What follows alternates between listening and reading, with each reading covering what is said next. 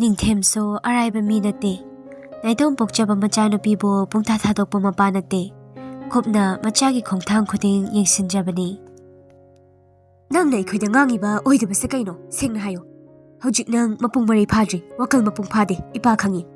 ꯑꯩꯅ ꯅꯪꯉꯣꯟꯗ ꯀꯌꯥꯔꯛꯅꯣ ꯍꯟꯖꯤꯟ ꯍꯟꯖꯤꯟ ꯑꯣꯏꯗꯕ ꯉꯥꯡꯒꯅꯨ ꯍꯥꯏꯔꯤꯗꯣ? ꯂꯩꯁꯦꯟꯕꯤ ꯃꯃꯥꯏ ꯂꯨꯛꯊꯗꯨꯅ ꯇꯨꯃꯤꯟ ꯂꯩ. ꯊꯣꯏꯍꯟꯕꯤꯒꯤ ꯃꯄꯥ ꯀꯩꯁꯨ ꯇꯧꯗꯦꯅꯦ.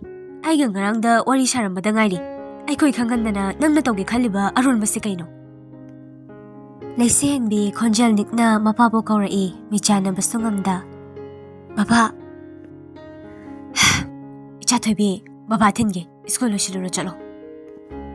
ꯅꯨꯄꯤ ꯃꯥꯁꯨ ꯃꯄꯥꯕꯨ ꯀꯤꯅ ꯆꯠꯄ ꯑꯣꯏꯕꯅ ꯃꯐꯤ ꯃꯔꯣꯜ ꯂꯣꯏꯁꯤꯟꯕ ꯆꯪꯈ꯭ꯔꯦ.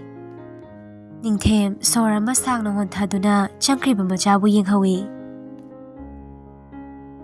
ꯁꯣꯝꯗꯅ ꯍꯦꯟꯖꯥꯊꯣꯏꯕꯤ ꯃꯥꯔꯁꯟꯗ ꯅꯤꯡꯉꯥꯏ ꯇꯧꯔꯤ.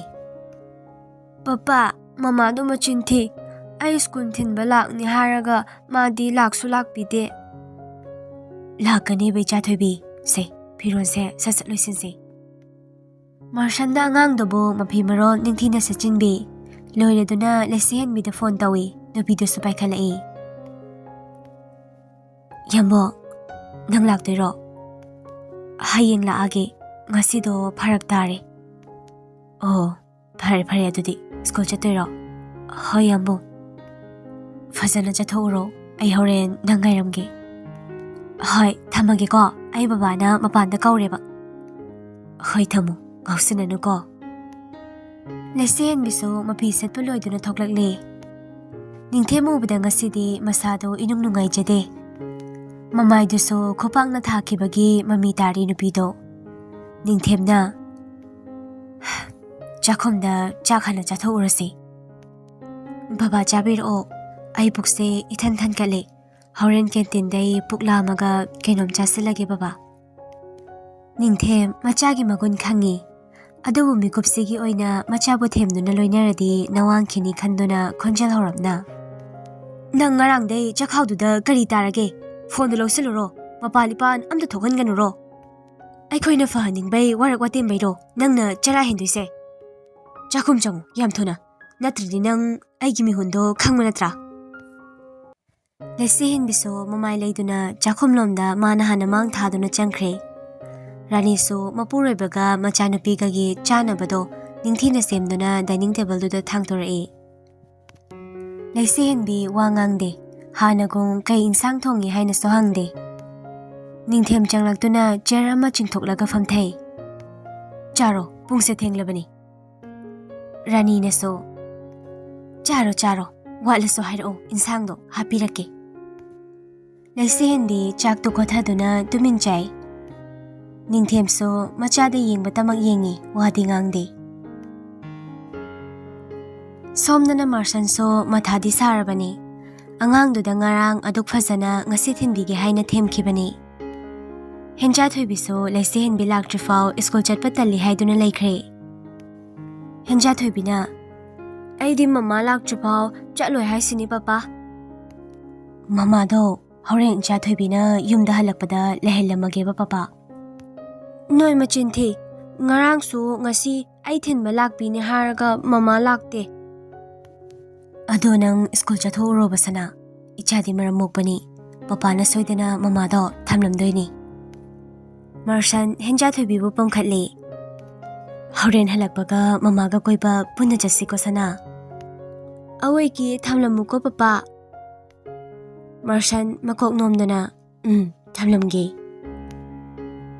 ꯃꯥꯔꯁꯟ ꯂꯩꯁꯦꯟꯕꯤꯒꯤ ꯃꯔꯝꯗ ꯋꯥ ꯉꯥꯡꯗ꯭ꯔꯁꯨ ꯅꯣꯡꯃ ꯅꯤꯅꯤꯁꯤꯗ ꯐꯖꯅ ꯊꯤꯖꯤꯟꯒꯦ ꯈꯟꯈ꯭ꯔꯦ. ꯅꯨꯄꯤꯗꯨꯕꯨ ꯊꯣꯏꯅ ꯅꯨꯡꯁꯤꯔꯨꯕ ꯅꯨꯡꯁꯤꯔꯨꯗꯕꯩ ꯋꯥ ꯉꯥꯛꯁꯨ ꯅꯠꯇꯅ ꯍꯦꯟꯖꯥꯊꯣꯏꯕꯤꯒꯤ ꯅꯤꯡꯕ ꯊꯨꯡꯍꯟꯕ ꯄꯥꯝꯕꯅꯤ. ꯃꯇꯝꯁꯨ ꯁꯨꯝ ꯍꯧꯖꯤꯟꯈꯤꯕꯅ ꯍꯞꯇꯥꯃꯨꯛꯇꯤ ꯍꯧꯖꯤꯟꯈ꯭ꯔꯦ.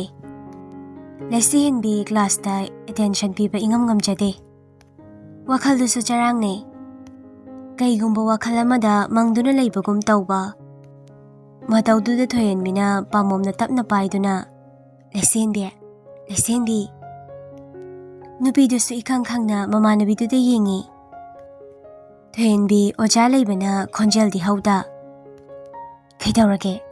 ꯅꯪ ꯅꯍꯥꯟꯈꯩꯒ ꯏꯃꯥꯟ ꯃꯥꯟꯅꯗꯦ. ꯀꯩ ꯄ꯭ꯔꯣꯕ꯭ꯂꯦꯝ ꯂꯩꯔꯒꯦ? Kaisu leiteda ko khara nungaitaba adugini.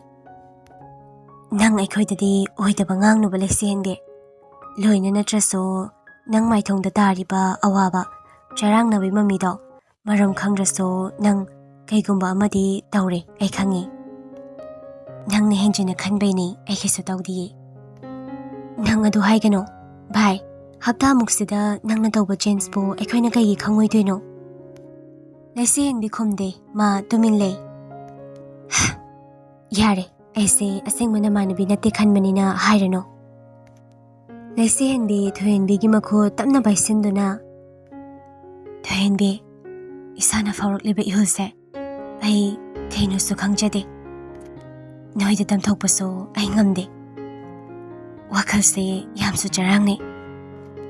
Maram chadaba kaisu leitaba thodok amada aina lusina khanduna wakhal wasanbasibo chumlibrane.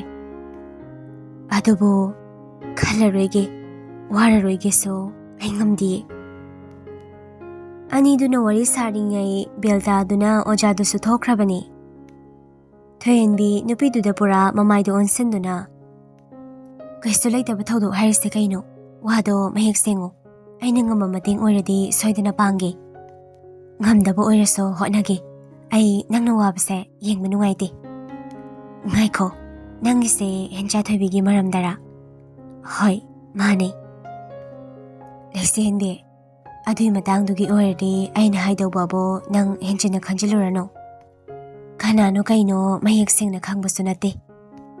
Amurak anirak kha unaba nupaduga angangdugana nasagi career day hena lumna lawgano. Awaba ama magi mateng panglamle.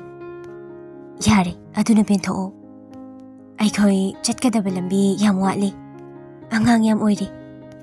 Nupaduga nanga chahi lenga sunate. Macha chawbokto nangna chenba kaisu ngamoy. Haujik chinda panghai hainaraso thabuk oina pangthokpadadi araiba thabak nate. Thoenbi aidi mabu nungshirure. Angangdudaso sengna minungsi poklure. Hoi nungshigano minungsi pokano haiba natiye. Nupadui maramda hana khara thijingkise haibani. Kayam phaba kamdawa mino haibado aikhoi sengna di khangdredana. Iri nganbi ngasidi school laktabani. Ani duso madarna kauthorakpaduda bag singdo postenaduna thorakle. Thoenbi leisihenbi gida makhanbada nungshunungaite.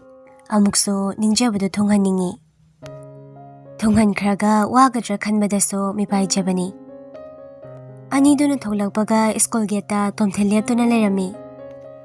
Leisihenbi hainadabana thoenbi gi makho chinglaga thaiduna chatnaba honai. Tomthenna. Oi nangaiko. Ngasidi aigi asingma pakhuma mapiramdana nang chatkibi yaroi. Leisihenbi khumde anumak chingduna chatkinaba tawi. Tomthendo khanglaw lakhali. Aina aise dadabranang ha. Aina khut yarokjringai asaifau lemna thoklo. Aina khut sa yarokpada ijet mangdise nupi nangni khangjin makanani. Da tomthen horen phone da fazana sanarase. Ai isa nungaiteba ai halage. Nangna sa nungaiba nungaitaba aingona darkar oidene. Haigatliba nangakto haithadrifau. Aingonda lale haijarakdrifau. Nangi lambida aina kayam khurok thanglakani haise pet pet lawbana koktuna nang khanba ngamde. Nupido sawningmana maya chiksina khanglabani. Thoen biso tomthengi hanjinba mongduda. Ibungo nupisina yadre hairadi phatriba chato hana semdokho. Nangbu kai yenglaga pamdorige. Wangang sangangduga nakhajaiduda thara adi hoji. Aikhoi sinupinena usitaba ma yawri. Nasakmakna paklangdana pa chum hek maladana kai thokchaina. Tawja sarido nangse aikhoina kibini kaina khaliro. Napa paisa paire sanga chawresiro. Ngai khone nangna sadi gari origeba nangna adok yam wajaw ngangni dubo. Saktibi nangonda haibro aina. Tunglomdagi khonjal amana.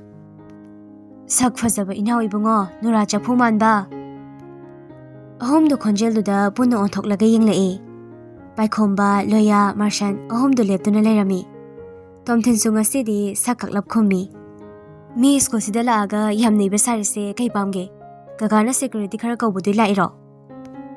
Loya sounding by ihuldo mimang do ulaga nupi ani du ijat sok ni khanbada tapthai ani du on sele.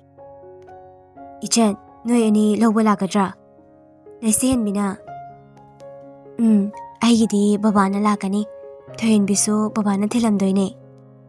Marsanna. Aigi mang thau lo. Yambong baba. Aina harise kanadano. Lesen bi thoin bi makut samna duna mang tharaga chatpa hokre. Marsan marau leina tomthin bu yenglami. Marsanna. Loya, nanga pai khombaga thauraga thoin bi se thin biruro. Thoin bina lesen bi de. Ma aina thilage. Lesen bi nahan yiwa duga pakhatuna thoin bi ki matung indoi tawe. Marsanna makut faduna chetla paisale. Nubi du khakta na bamongda chatpa yari nangasi. Yambo. Loya, nang kaidawrige chatlo haibani. Loya so matawdu khangmana gari thauduna chatkhe. Marsan so tongana lakpa gari duda nupi du hapkatle. Aduga ma so gari du thauba haure. Phone pura nang. Piro. Kahigino. Wahang hang wahai khibro ibo. Haide. Aduso yumde ko lakani. Lagdana bani aina piro ona harise. Ay angang uri yambong. 11 karasidi yare. As! Hojik nupa do kayam kuire nangonta na ba? Kara yamdi kuijri. Mahapamiro nang. Pahamde. Angang kapawe. Mama purak jadi jak jaroy na so ningay tahawe. Aduna nang asidi hankibi yararoy. Lesen bide pakachay. Marsan nupidi makutu samlai. Takatbay pakatboy nupa mabu yingi. Sige kutangse, hegi oirabani. Atopo amtada pahen bayari. Yanta brahise. Hek pahelambada bayar bamiso nangso kutkakani. As. Kaino asade. Wari sana lakpana henja thoibina leriba yumdu yaure. Marsanna nupidi follow sile. Aduga makut paiduna manungda chingduna pui. Henja thoibi harauna famungda sanarambade fanchong thaduna lesen bi bukon sile. Mama, nang nahan ge suklak laktrido kaigino. Marsan ani dui matawdo photo video khara lawi loiduna. Abema, nang angang sanaramo. School halakpay waramlani. Nang ichana basen biraki. Somdana thoen bi thamlam labatongda ani duso wari sana Marsan na leriba domda gari thaurai. Baikhomana. Ngasidi ama oiro arkese nupi chenhanda yadabani. Natradi henja thoibigi marida khanglak ngamaroi. Hoini, adui daitaduna ibani gi oirase. Lesen biso Marsan na leramba dress to hangtoi. Henja thoibidi haraubana loikre. Araiba sanabo singdo putoktuna sanase hai. Henja thoibina. Mama, jak thongbi sanase. Sanase. Adu ngai koko. Ay babagi manakta changluge. Hai mama. Lesen biso Marsan na leriba romduda lai. Hapta mukto fazana pau phauna khibana goibadi khara fare. Yambo. Marsan so wakalama khanduna thongnau mapaduda leplambadai tungon thoraktuna. Kaidawrage. Thengjalae. Baba mama pakhatlamani. Ay thinbiro. Hayeng halo yare. Lesen bi ipa pakhatle. Marsan wakaldo khanbe yaba khallabani. Nupi sina angang oirabaso madi luhong kaihong yabagi matam chapchare. Adui sumathakta sufam nomfam leitaba pisa thoktaba misu oidabana nupi sibu irai na mana thambangam ni khanmani. Nupi sima yumda leiradi palliba thabak mayam siso pangthokpa ngamlani khanmani. Yambong ayaruye. Marsan na changsalakpaduda nupido maning handuna kaduday chenboy chatboy tawduna henja thoibina leriba kaduda lai. Mihunduso mathong maram ama khangde. Mana tawruse lalibra chumlibra haina wakhaldaso wahang kaya amani mathanta hangjariba. Adumna leiringai paikhomba loya so lakle. Lesi henbi coach tuda tumin fammi. Loyana. Ichan amandude kaile khrage. ꯌꯥꯝꯕꯨꯡꯗꯣ ꯑꯁꯣꯝ ꯀꯥꯗ ꯂꯩꯈꯤꯕꯅꯤ. ꯅꯪ ꯑꯝꯇ ꯀꯧꯊꯣꯛꯄꯤꯔꯛꯀꯦꯔꯥ? ꯂꯩꯁꯦꯟꯕꯤ ꯀꯥꯗꯨꯗ ꯆꯪꯕꯗꯤ ꯇꯜꯂꯕꯅꯤ. ꯑꯗꯨꯕꯨ ꯋꯥ ꯊꯩꯗꯣꯛꯄ ꯉꯝꯗꯕꯅ ꯍꯣꯏ ꯑꯩ ꯀꯧꯔꯛꯀꯦ. ꯂꯩꯁꯦꯟꯕꯤꯁꯨ ꯑꯗꯨ ꯍꯥꯏꯔꯝꯂꯒ ꯇꯟꯅ ꯂꯥꯛꯇꯨꯅ ꯊꯣꯡꯖꯤꯟ ꯄꯥꯟꯗꯨꯗ ꯂꯦꯞꯇꯨꯅ ꯙꯥꯂꯣꯌꯥꯒ ꯄꯥꯏꯈꯣꯝꯕꯒ ꯂꯥꯛꯍꯧꯔꯦ. ꯌꯥꯝꯕꯨꯡ ꯊꯣꯛꯂꯣ ꯍꯥꯏꯌꯦ. ꯁꯤꯗ ꯂꯥꯛꯑꯣ ꯅꯪ ꯑꯝꯇ ꯍꯥꯟꯅ. ꯃꯤ ꯉꯥꯏꯍꯧꯔꯦ. ꯅꯌꯨꯝꯗ ꯊꯤꯟꯕ ꯄꯥꯝꯂꯗꯤ ꯆꯪꯂꯣ ꯁꯤꯗ.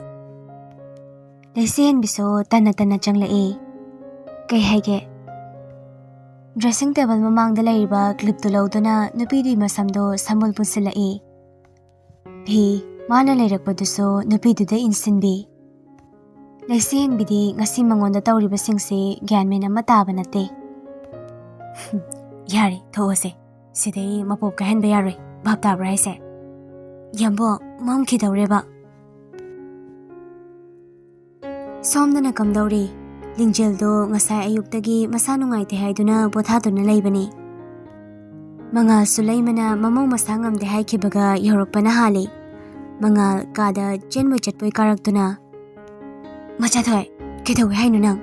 ꯅꯁꯥ ꯅꯨꯡꯉꯥꯏꯇ꯭ꯔꯗꯤ ꯉꯁꯥꯏꯅ ꯗꯗꯥꯗ ꯍꯥꯏꯔꯛꯎ ꯌꯥꯗ꯭ꯔꯣ? ꯂꯤꯡꯖꯦꯜꯁꯨ ꯍꯧꯖꯤꯛꯇꯤ ꯐꯃꯨꯡꯗꯨꯗ ꯉꯥꯊꯕꯣꯏ ꯀꯩꯕꯣꯏ ꯐꯝꯂꯝꯕꯅꯤ. ꯃꯉꯥꯜꯒꯤ ꯑꯗꯨꯛ ꯄꯥꯈꯠꯆꯕ ꯃꯇꯧꯗ ꯅꯣꯛꯃꯤ ꯇꯧꯗꯨꯅ ꯁꯣꯔꯗꯣ ꯍꯥꯟꯅ ꯑꯝꯇ ꯁꯥꯡꯅ ꯍꯣꯜꯂꯣ, ꯑꯩꯒꯤꯗꯤ ꯂꯥꯏꯔꯤ. ꯃꯉꯥꯜ ꯆꯪꯁꯤꯜꯂꯛꯇꯨꯅ ꯂꯤꯡꯖꯦꯜꯒꯤ ꯅꯥꯛꯇ ꯐꯝꯊꯩ. ꯑꯗꯨꯒ ꯃꯔꯥꯏꯕꯛꯇ ꯃꯈꯨꯠꯅ ꯄꯥꯏꯗꯨꯅ ꯃꯁꯥ ꯁꯥꯒꯠꯄ꯭ꯔꯥ ꯌꯦꯡꯉꯤ. ꯅꯁꯥꯗꯤ ꯁꯥꯒꯠꯇꯦ. ꯀꯥꯏꯗ ꯅꯨꯡꯉꯥꯏꯇ꯭ꯔꯤꯅꯣ? ꯗꯣꯛꯇꯔ ꯆꯠꯁꯤ. ꯂꯤꯡꯖꯦꯜ ꯃꯉꯥꯜꯒꯤ ꯃꯈꯨꯠꯇ ꯅꯨꯡꯁꯤꯅ ꯄꯥꯏꯁꯤꯟꯗꯨꯅ ꯗꯗꯥ ꯑꯩꯅꯦ ꯀꯩꯁꯨ ꯇꯧꯗꯦꯕ, ꯍꯛꯆꯥꯡ ꯈꯔ ꯆꯣꯛꯊꯕꯅꯤ. ꯑꯩꯅ ꯀꯣꯂꯦꯖꯇ ꯆꯠꯂꯗꯤ ꯏꯃꯨꯡ ꯃꯅꯨꯡꯒꯤ ꯊꯕꯛꯇꯣ ꯈꯔꯁꯨ ꯌꯥꯎꯔꯨꯅꯨꯗꯤ ꯍꯥꯏꯖꯕꯅꯤ ꯅꯪꯉꯣꯟꯗ. ꯅꯪꯗꯤ ꯐꯖꯅ ꯆꯥꯎꯊꯛꯑꯣꯁꯨ ꯌꯥꯗꯦ. ꯑꯗꯨꯅꯗꯤ ꯅꯁꯥꯁꯦ ꯑꯗꯨꯝ ꯁꯣꯛꯂꯛꯄ ꯇꯥꯕ. ꯍꯌꯦꯡꯗꯩꯗꯤ ꯅꯪꯒꯤ ꯆꯥꯕ ꯊꯛꯄꯁꯦ ꯑꯩꯅ ꯌꯦꯡꯁꯤꯟꯗ ꯌꯥꯔꯣꯏꯗꯧꯔꯤ. ꯅꯣꯡ ꯅꯤꯅꯤꯗꯤ ꯀꯣꯂꯦꯖꯁꯨ ꯏꯃꯨꯡꯒꯤ ꯊꯕꯛꯁꯨ ꯌꯥꯎꯔꯅꯨ. ꯅꯪ ꯄꯣꯊꯥꯕ ꯌꯥꯝ ꯋꯥꯠꯂꯦ. ꯅꯣꯡ ꯑꯃꯨꯛ ꯇꯥ ꯅꯨꯡꯁꯥ ꯑꯃꯨꯛ ꯁꯥ ꯇꯧꯕꯁꯤꯗꯁꯨ ꯑꯌꯥꯝꯕ ꯏꯁꯥ ꯅꯨꯡꯉꯥꯏꯇꯕꯅꯤ. ꯊꯕꯛꯇꯤ ꯑꯩꯅꯕꯨ ꯀꯩꯁꯨ ꯇꯧꯗꯒꯨꯝꯅꯤ. 이마나 안amba mateng pangbirisini. Adu oiraso nongna nidi tawrano. Nangna imana tawhonba nungaitraso ai tawge. Lingjel nofet tawna. Hoi ba, hoi, aigi nupa nungsibaw. Ai fresh oiraga firon amta hana change tawrkige. Aduga nangi chaba yaba ama sembirake. Lingjel so makok nomi. Adu penjay mapuribagi matawdo. Somdana ningthem rani matha sabana loire. Hangba yaba thiba yaba mafamsingso loina surabani. Thoenbida hangbaso khangi kauba hairaktrabaduda matha sabana lefam khangdre. Pulista pau piduna thinabaso haikre. Lona social media atay dadi machagi ijatkidamak khallaga thagatre. Thagatbidanabaso haikre. Ningthem na Mama, nang aina phana yamna di haibani. Nacha lai thokano. Magi khongtang khuding seno. Hapta amu khara henbase. Magi mong matawda ahongba kaya ama uba phangi. Hauji chen chong tawramladi haina phai. Adu natadana mina su phatnadraba matamsida phatanungna thoklamadi kamdawni. Aisu yengsindabadi nate. Mana lona nupa amadi wari saba ai thengnakre. Adubu inkhalakpa matamni. Aikoina pungting tinguba yaroi khanbagi ai tapna wari saduna khangdokena khankibani. Ningthe makok paiduna famthakre. Tanjaduda magi mamanaba SB do phone tawrae. SB na Ningthem angangdugi lefam khangle. Ningthem phuk hawgale. Kadaidano ai hojimung laki. Thangmai bandani. Hoji aikhoigi mi khara jangsinabadi tawre. Aisu mamaga puna laknaba tawrage. Icha thoibibu tekta kaidana fangnaba aigi iteng amukta pangbiyu. Hoi, yoshinbirao. Ai location do thazarage.